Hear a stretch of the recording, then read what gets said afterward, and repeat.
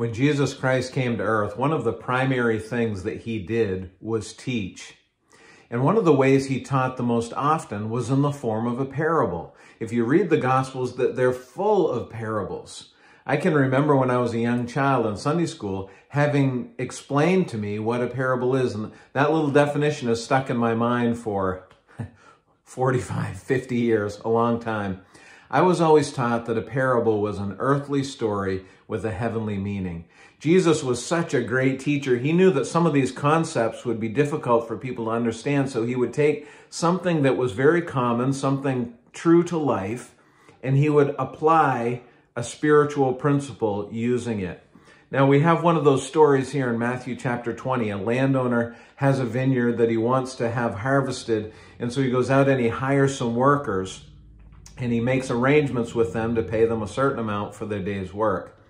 But halfway through the day, he decides he wants some more help for the harvest. So he hires some more. And then partway through the day, he hires some more. And then right at the end of the day, he hires still more workers. Now, when the day is over, he goes to the harvesters to pay them their wage, and he pays the ones that came at the first of the day the amount that they had agreed on. But then those that had come throughout the day, he pays them the same amount, including those who have come right at the end. They still get the full day's wage. Well, this upset the workers who had been there all day. And in Matthew chapter 20, in verse 13, the landowner says, he replied to one of them, "Friend, I am doing you no wrong.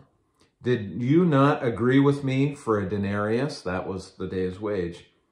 "Take what belongs to you and go. I choose to give this last worker as I give to you."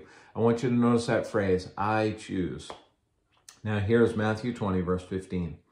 "Am I not allowed to do what I choose with what belongs to me? Or do you begrudge my generosity?" Here's the heavenly meaning.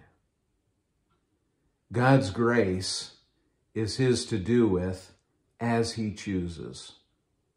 It would be easy for us to look around at someone who perhaps is not in the place where we think they should be, to whom God extends grace. I've heard many people say, well, are you telling me that the murderer on death row just before he loses his life can repent and trust Christ and be in heaven? And my answer to that is, if he sincerely submits himself to the Lord and asks forgiveness for his sins and trusts Christ, then yes, of course.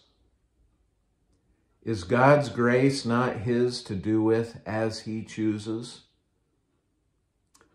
We need to make sure that we are not trying to apply our logic to God's grace. None of us deserve his favor. None of us deserve his forgiveness. None of us deserve eternity in heaven. God's grace is his to do with as he chooses.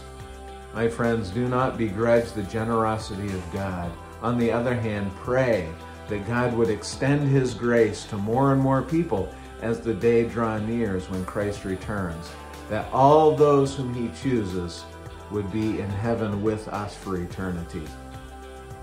His grace is his, and he does with it as he chooses.